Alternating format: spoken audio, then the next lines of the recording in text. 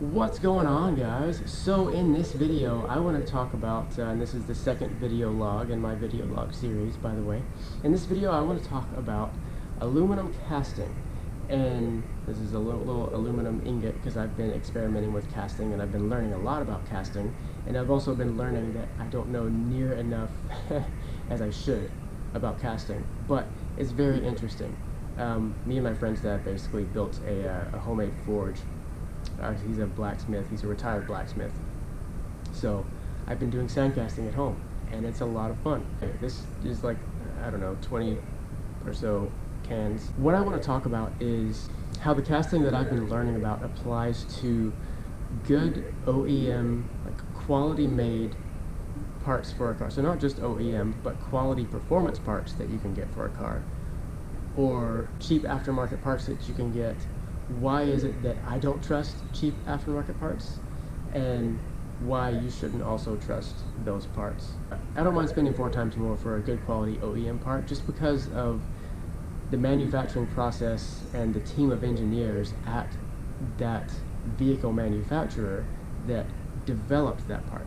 So with aluminum casting, this is not solid aluminum, it's an aluminum alloy. I don't know what the alloy is that's used in the aluminum cans, but it's far different than what's used in like cylinder heads and auto parts. And what I've been reading about more recently is the different types of aluminum alloys that go into cylinder heads and auto parts. Just to name a few, there's I think like A356, there's 319, there's another one that's like it was like A7SGU or something like that. It's like 5 letters in it. It's a hard one to remember, but those are good alloys that they found, and it's basically a mix of aluminum, magnesium, silicone, copper. Certain percentages of those metals that are mixed in with the aluminum give the aluminum better properties than it just being a block of cast aluminum. So with it having those extra metals added in, it gives it a little bit more of durability, or it helps out with the heat creep of the metal, things like that. And Ford has even started using a cast aluminum within the last 5 years in their trucks. I don't know about in their cars, but in their trucks, they say that the cast aluminum that they're using, the alloy, it's as strong as 6061 aluminum, which I would say is a pretty bold claim to make. I don't know whether that is as strong. Time will tell.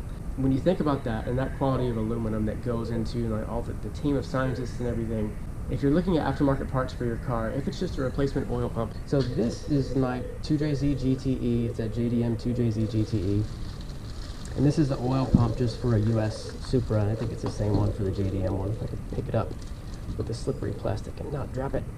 So this is just a cast aluminum oil pump, right? And if you look at this and you were to compare it to just a regular oil pump that I got, let's say I went to the auto parts store down the street and I got an oil pump for the same exact car, and I compare them side by side, and they look completely identical in the casting process.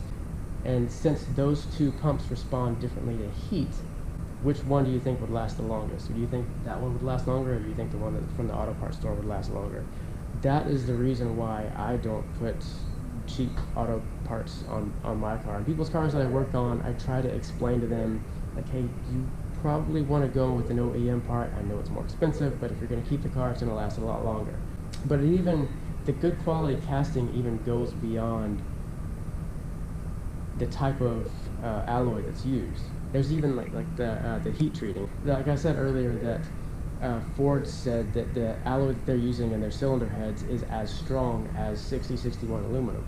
But that's if it's properly heat treated. Because if it's not properly heat treated, then there's an imbalance of the different types of zones that form whenever you're pouring the aluminum into your mold. How it's cooling down will determine the molecular structure of the aluminum. You have different zones that form. Like there's the skin that's called the chill zone. There's the equiax zone, which is the center, and there's the columnar zone, and they're all named based just like the columnar is named just because it looks like little columns or little stacks of aluminum blobs. So when you look at it, I think it's if you look at it under a microscope. Or I don't know a lot about that stuff. I'm not trying to act like I'm an expert on casting and all things casting just by throwing these big words out there, because I'm just now getting into casting and I'm just now learning that I only know a little bit about casting. But thanks a lot for watching. Make sure you like, subscribe, comment. I hate sounding like everybody else that mentions these things at the end of their videos, and they're like, yeah, make sure you smash that bell icon so that you can get notified. But I guess you kind of have to bring that stuff up, because how else are you going to think about hitting the bell, commenting and liking and everything? So, but I do very much appreciate you regular viewers that are watching. Thank you for always watching and listening to me ramble and watching the vlogs. And oh, I said vlogs. I told myself I wasn't going to say vlog. Watching the video logs. Vlog is such a weird word. Anyway, yeah, that's it for this video, though. God bless you guys.